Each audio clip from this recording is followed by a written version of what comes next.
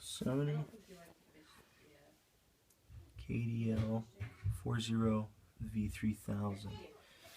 First the sound started messing up, it was muting, and then turned it off and the remote wouldn't work, and then couldn't get any power and no backlights. It's pretty big, it's like a 40-inch. So I took the back off. There's like a million screws, including these couple right here. They're small. They hold this stuff together onto the backing. So don't forget those. You pull the back off, and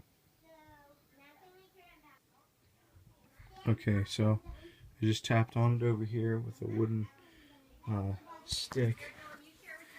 I used this non-conductive while it was plugged in. I hit the power switch and tapped on these things here on the board to make sure everything was tight.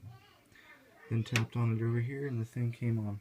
So good luck. Please like, subscribe if this helps.